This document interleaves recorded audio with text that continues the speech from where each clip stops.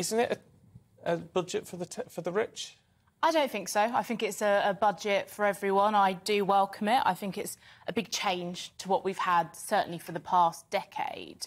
But it's a budget that focuses on growth. And I think we do need a change to our economic direction, and that's certainly what we get here. But actually, tax cuts aren't just for the rich. First of all working people benefit from these tax cuts. Certainly that decrease in income tax is a real benefit for many people. But also they promote growth across the UK as well. It's a great budget for business, actually.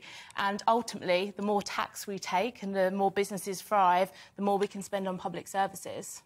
It's a gamble, though. I mean, and so many of the commentators are saying this is clearly a gamble because there's an awful lot of borrowing involved, which isn't very Tory, is it? And it's got to work, and it's got to work fast. And as Stephen was saying, it's sort of he was expecting something. So many people, I think, were expecting something that would help people immediately. This isn't. This is only going to trickle down to those lesser off, isn't it? Which will take time. Well, in terms of immediate support, we do have that energy support, which I came on here a couple of times in the summer during the leadership election. The big concern was that energy crisis and the immediate challenges people are facing. So we have got that cap in place now, which I think many people welcome. We've also got that £400 payment, which is going out if it hasn't already been released. So I think that's a real positive, which is helping people now. But, you know, it is a change. You might use the word gamble, but actually them tax cuts will help people almost immediately, but hopefully it will see that growth. Not till April next year, to be fair. And for a lot of people, the people on the lowest incomes, it's going to be a few £100s over a year, and that isn't a lot of money. No, but, you know, it's proportional in terms of income. But, again, there is that targeted support, and I think that is what is really key. What targeted support? Well, in terms of the energy support, which is really important. But that in itself... And, look, I'm not dissing it because it's a welcome move. This £2,500 cap for 2 years is a welcome move. But bear in mind, we're all worried about the October cap, which is 1,900 and something. So it's going to go up even more. So even that isn't going to take any effect until at least January, where it may have crossed that £2,500 mark. Well, the government have had to take a balanced approach on it. It's really difficult. Obviously, we're talking about borrowing now, and we've had to see significant borrowing just to put that cap in place.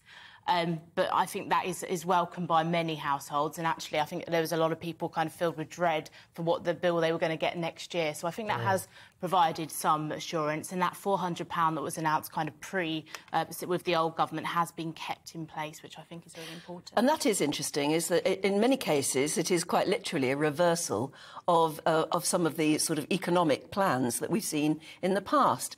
And those were that was a Tory government. I mean, what are we meant to make of that? This is a reversal of the Boris Johnson government and probably several governments before that. I think times change, don't they? So the Conservatives have been in power in some form since 2010, but when we came into power in 2010, as there was that note saying there's literally no money left, and we were dealing with a different recession at that time. Since then, we've gone through COVID, the pandemic, and all of the support that's been needed there, and a huge amount of borrowing that we've needed there. And this is a different approach for a different time. We've got the highest tax burden in 70 years, and I don't think a Conservative government could keep that going. Why not use a windfall tax? I mean, Rachel Reeves made a fair point, didn't she, in her response to the budget?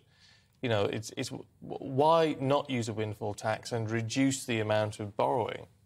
Well, I mean, I'm sure Kwasi would have been advised by various economists, and I think the idea here is really to promote business investment in the UK, and that is the argument they're using. They want to see that continued investment, and that's why they haven't gone down the windfall tax. Is it what they call trickle-down economics? Look after the guys at the top and they'll look after you. Because it's said that even Margaret Thatcher was terribly disillusioned that it didn't work. Those at the top were just greedy and walked off with their bonuses and didn't pass it down.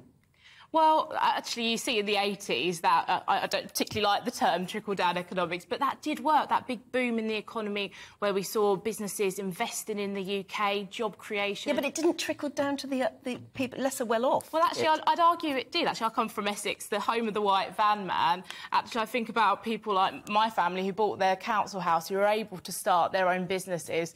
Actually, my dad always talks about when he was growing up, it was the factory or the bank on the high street if you were really lucky. So I would argue, I don't particularly like the word trickle-down, but I think it did work, and it did work for some people on the bottom as well.